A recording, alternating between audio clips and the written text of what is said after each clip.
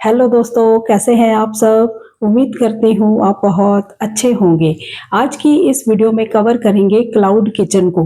काफ़ी टाइम से मेरे पास इस तरह के कमेंट्स आ रहे हैं कि क्लाउड किचन के बारे में भी एक्सप्लेन कर दीजिए। ऐसी एक वीडियो लाइए ताकि हमें समझ आ सके कि यूट्यूब पर हमने काफ़ी वीडियोस देखी हैं, वो वीडियोस तो अच्छी बनी हुई हैं लेकिन काफ़ी कॉम्प्लिकेटेड हैं, समझ नहीं आ रहा।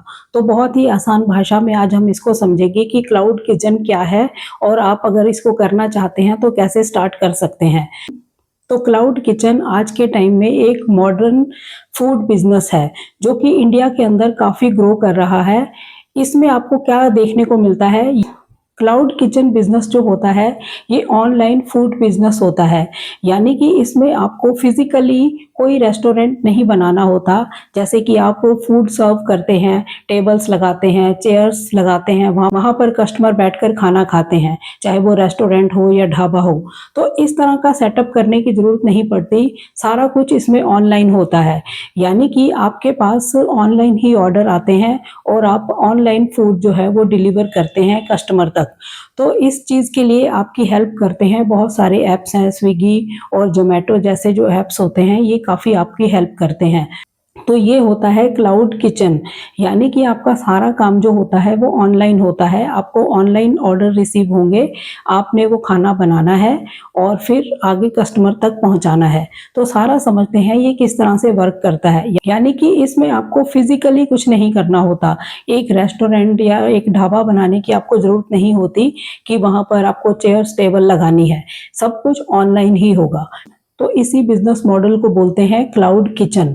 इसको कई तरीके से समझाते हैं लोग, काफ़ी कॉम्प्लिकेट करके, लेकिन मैंने बिल्कुल आपको आसान भाषा में समझा दिया कि क्लाउड किचन क्या होता है।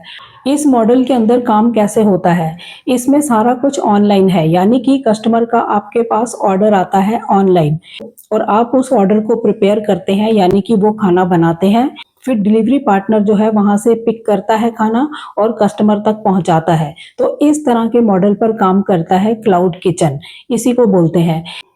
अब जानते हैं कि इसमें लोग बिजनेस कैसे करते हैं। पहला तो होता है कि आप किसी ब्रांड का भी हिस्सा हो सकते हैं, जैसे बर्गर किंग, ऐसा ब्रांड एक चल रहा है बर्गर के लिए, या तो आप उसका हिस्सा हो सकते हैं। उस नाम से ही आप अपनी किचन बना सकते हैं किसी एरिया के अंदर, वो भी हो सकता है। यानी कि आप किसी ब्रांड का हिस्सा भी बन सकते हैं या अपनी किचन का खुद ही ब्रांड भी बना सकते हैं। यानी कि आप अगर खाना बनाने में माहिर हैं और आपके अंदर जो एक हुनर है खाना बनाने का वो बहुत अच्छा है, तब आप अपने खाने का ब्रांड भी बना सकते हैं। दोनों चीज़ों से आप कर सकते हैं। यानी कि या तो आप किसी ब्रांड का हिस्सा बन जाइए या फिर अपने खाने को ही ब्रांड बना लीजिए। वो आप किसी भी तरह से कर सकते हैं, अपने घर की किचन से भी स्टार्ट कर सकते हैं या फिर आप कहीं पर रेंटेड लेकर जगह वहाँ से भी स्टार्ट कर सकते हैं। दोनों तरीके से आप इसको स्टार्ट कर सकते हैं, यानी कि ये बिज़नेस जो है आप घर से ही स्टार्ट कर सकते हैं। इसमें सबसे पहले आपके पास क्या होना चाहिए? आपके पास एक हुनर होना चाहिए खाना बनाने का, यानी कि आप बहुत टेस्टी खाना बनाते हैं या कोई एक ऐसी आइटम जो आप बहुत टेस्टी बनाते हैं, आप उसको लेकर आगे बढ़ सकते हैं। यानी कि आपने अपनी ऑनलाइन किचन के लिए पहले अपनी कैटेगरी को डिसाइड करना है कि हम कौन सी आइटम बनाने में माहिर हैं, कौन सा ऐसा फूड है जो आप बहुत टेस्टी बनाते हैं, तो उसको लेकर आप आगे बढ़ सकते हैं, यानी कि उसी फूड से अपना काम स्टार्ट कर सकते हैं। इसके लिए आप पहले कैटेगरी चूज़ कर लीजिए। जैसे कि आप फास्ट फूड की तरफ ही जाना चाहते हैं तो वो आइटम्स आप देख सकते हैं। आप लंच प्रिपेयर करना चाहते हैं तो आप वो आइटम्स देख सकते हैं। आप डिनर प्रिपेयर करना चाहते हैं तो वो भी देख सकते हैं, या फिर आप टिफ़िन का काम करना चाहते हैं तो वो भी हो सकता है। आप एक बिरयानी ही बनाना चाहते हैं तो वो बना सकते हैं। किसी और टाइप के राइस आप बहुत अच्छे बनाते हैं तो वो बना सकते हैं। यानी कि जो भी फूड आप बहुत अच्छा टेस्टी बनाते हैं उससे आप अपना काम स्टार्ट कर सकते हैं। तो पहला काम है आपको अपनी कैटेगरी का पता होना कि कौन सा जो फूड है हम बहुत ही टेस्टी बनाते हैं, इससे हम अपना काम स्टार्ट कर सकते हैं। ठीक है। नंबर 2 पर आपको चाहिए होगी किचन। जो सब सबके घरों में होती ही है, उसमें आपको कई चीज़ों का ध्यान रखना होगा। नंबर 1 पे साफ सफाई का सबसे ज़्यादा ध्यान रखना होगा, यानी कि हाइजीन का खास ध्यान रखना होगा। बहुत ही साफ सुथरा खाना बनाना होगा। इस चीज़ के लिए आपको अरेंजमेंट करना होगा, साफ सफाई करनी होगी उसकी। उसके लिए आपको ज़रूरी चीज़ें क्या चाहिए होती हैं, वही चीज़ें चाहिए जैसे कि आप घर में खाना बनाते हैं, गैस स्टोव आपको चाहिए होता है, जो भी खाना बनाने के लिए बर्तन चाहिए होते हैं वो चाहिए, या फिर जो रॉ मटेरियल है खाना बनाने के लिए जो इस्तेमाल होगा, ऐसी चीज़ें आपको चाहिए होंगी। तो इस तरह की चीज़ों की ज़रूरत होती है जब आप ये काम स्टार्ट करते हैं।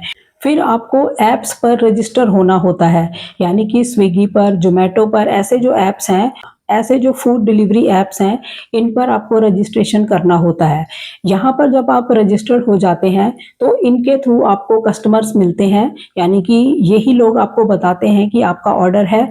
उस ऑर्डर को मिलते ही आपने उस फूड को बनाना है, और इन्हीं के डिलीवरी पार्टनर वो फूड जो बनाया आपने उसको पिक करते हैं और कस्टमर तक पहुँचाते हैं। इस सर्विस के लिए ये ऐप्स जो होते हैं इसकी कमीशन लेते हैं, ठीक है? तो लेकिन आपका काम जो है अच्छा चलने लग जाता है, क्योंकि कस्टमर इनके थ्रू मिलते हैं और डिलीवरी भी यही लोग करते हैं। तो इस तरह से आप अपने काम को स्टार्ट कर सकते हैं। इस तरह के मॉडल पर काम करता है क्लाउड किचन, ठीक है? अब जानते हैं कि इसमें इन्वेस्टमेंट कितनी लगती है। देखो, इन्वेस्टमेंट को लेकर अगर आप बात करते हो तो आप 10,000 से स्टार्ट करके आप लाखों रुपए तक भी जा सकते हो। आपकी वो डिपेंड करेगा कि आप कितना खर्च कर सकते हो। तो आप स्टार्टिंग में जो है उतना ही स्टार्ट करिए, किसी एक फूड को लेकर चलिए और उससे आप स्टार्ट कर सकते हैं। ऐसे कोई पैरामीटर्स नहीं है कि आप लाख रुपया लगाओगे तभी ये कोई बिज़नेस आपका स्टार्ट होगा। बस आपके पास वो सारा सामान होना चाहिए। सामान क्या है? जिस पर आपने खाना बनाना है, गैस वगैरह के जो स्टोव होते हैं वो चाहिए, सिलेंडर चाहिए आपको, और रॉ मटेरियल चाहिए। जो खाना बनाने के लिए बेसिक चीज़ें चाहिए होती हैं वही चाहिए। फ्रिज चाहिए आपको, और टेबल चाहिए जहाँ पर आप पैकिंग वगैरह कर सकें, तो यही चीज़ें चाहिए होती हैं, ठीक है? तो वो सबके घरों में मैक्सिमम होते ही हैं। थोड़ा बहुत कुछ परचेज़ करना है बिज़नेस के लिए तो आप कर सकते हैं। तो आप 10,000 से भी मान के चलो स्टार्ट करते हो, तो आपकी मर्ज़ी है आप कितना भी इसमें लगा सकते हो पैसा, ठीक है? लेकिन इसमें कोई ऐसा कोई ख़ास पैरामीटर नहीं होता कि आप इतने पैसे लगाओगे तभी काम स्टार्ट होगा। अब बात करते हैं कि इस बिज़नेस को कौन-कौन कर सकता है, तो इसका आंसर तो बहुत ही सिंपल है। जो भी लोग टेस्टी खाना बनाना जानते हैं, वो लोग इसको स्टार्ट कर सकते हैं। वो हाउसवाइफ्स हो सकती हैं, मेन वुमेन्स कोई भी हो सकते हैं, स्टूडेंट्स हैं, आप भी कर सकते हैं। यानी कि जिसको टेस्टी खाना बनाना आता है, वो इसको स्टार्ट कर सकता है। इसका कोई वो नहीं कि इसको कौन-कौन कर पाएगा, इसको वही कर पाएगा जो टेस्टी खाना बनाना जानता है। अगर आपका टेस्ट पसंद आएगा कस्टमर को, तभी वो आपको दोबारा भी ऑर्डर करेगा। तो ये चीज़ इसमें वर्क करती है। और अगर आप ज़्यादा मानकर चलते हैं तो ये वुमेन्स के लिए सबसे बेस्ट रहने वाला बिज़नेस है, क्योंकि घर पे उनको बहुत अच्छा खाना बनाना आता ही होता है हर घर के अंदर। तो वो लोग अगर स्टार्ट करते हैं तो उनके लिए ज़्यादा बेस्ट रहता है, ठीक है? इसके लिए आप घर से ही अपने काम को स्टार्ट कर सकते हैं, यानी अपनी ही किचन से इसको स्टार्ट कर सकते हैं। इसमें आपको ध्यान क्या रखना होगा? एक तो आपको हाइजीन का बहुत ध्यान रखना होगा, साफ-सफाई का बहुत ज़्यादा ध्यान रखना होगा। नंबर 2 पर है, अगर आप किसी सोसाइटी वगैरह में रहते हैं तो उनकी परमिशन लेना भी ज़रूरी हो सकता है। नेक्स्ट है कि आपको डिलीवरी को मैनेज करना आना चाहिए, यानी कि ऑर्डर आया और फटाफट खाना बना और डिलीवरी पार्टनर आया, उसने आपसे पिक करा और कस्टमर तक पहुंचाया। तो ये एक जो आपकी एक्सरसाइज होगी उसको मैनेज करना आपको आना चाहिए, क्योंकि ये एक्सरसाइज बहुत टफ होती है। जैसे ही ऑर्डर आया फटाफट आपको बनाना होगा और डिलीवरी पार्टनर आ जाएगा टाइम पर ही पिक करने और कस्टमर तक पहुंचाएगा। तो इसकी प्रैक्टिस आपको करनी होगी, ठीक है? तो मेरा तो यही सजेशन है, ऐसा अगर बिजनेस आप स्टार्ट करना चाहते हैं तो एक टाइम लेकर आप इसकी पहले प्रैक्टिस करिए घर पर ही, कि हम कितने मिनट में क्या बना सकते हैं और कौन सा ऐसा फूड है जिसका टेस्ट हमारा बार बार एक जैसा ही आता है। इस बात का भी आपको ध्यान रखना होगा। यानी कि जिस भी कैटेगरी को आप चूज करते हैं, जो भी फूड आप सेल करना चाहते हैं, ऑनलाइन बेचना चाहते हैं, उसका टेस्ट भी सेम होना चाहिए। यानी कि कस्टमर तभी दोबारा रिपीट ऑर्डर करता है कि हमने ये खाना खाया था, ये टेस्टी था, इसी को हम दोबारा ऑर्डर करते हैं। तो इस चीज़ का भी आपने ध्यान रखना है। तो इस चीज़ की आपको पहले प्रैक्टिस करनी चाहिए। जो भी फूड लेकर आना चाहते हैं वो कैसा बनेगा, उसका टेस्ट कैसा होगा, यानी कि आपने उसके अंदर जो मटेरियल डाला है वो कितना कितना डाला है, सेम वही होना चाहिए ताकि टेस्ट सेम हो, ठीक है, इस बात का आपने इसमें खास ध्यान रखना है, क्योंकि ऑनलाइन रिपीट ऑर्डर तभी मिलते हैं जब वो खाना पसंद आता है और वही टेस्ट दोबारा भी चाहते हैं। ठीक है, इस बात का आपने ध्यान रखना है। और डिलीवरी को मैनेज करना आना चाहिए, ये प्रैक्टिस भी आपने पहले करनी है अगर आप इसको स्टार्ट करना चाहते हैं। यानी एक टाइम लिमिट लेकर बना कर देखिए, फिर आपकी प्रैक्टिस हो जाएगी तो आप इसको घर से स्टार्ट कर सकते हैं। जोमेटो या स्विगी के साथ आप जुड़ सकते हैं। उन ऐप्स पर जाकर अपना रजिस्ट्रेशन करवाइए और फिर आप उनका हिस्सा होंगे।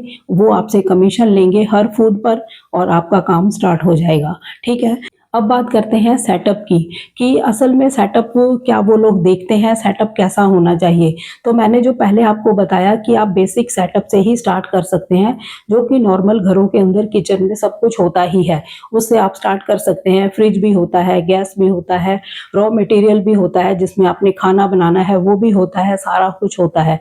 थोड़ा एडवांस लेवल में जाना चाहते हैं तो ऐसी ज़रूरत की चीज़ें जिससे लगता है कि आप वो फास्ट काम कर सकते हैं वो आप ऐड कर सकते हैं। और फिर एडवांस सेटअप्स तो आप कितना भी बड़ा बनाते जाइए, उसका कोई लिमिट नहीं होती किसी भी कैटेगरी के अंदर, किसी भी फील्ड के अंदर। ठीक है, अब करते हैं मेन पॉइंट पर बात, वो है रजिस्ट्रेशन, कि इसके लिए हमें डॉक्यूमेंट कौन कौन से रिक्वायर्ड रहेंगे।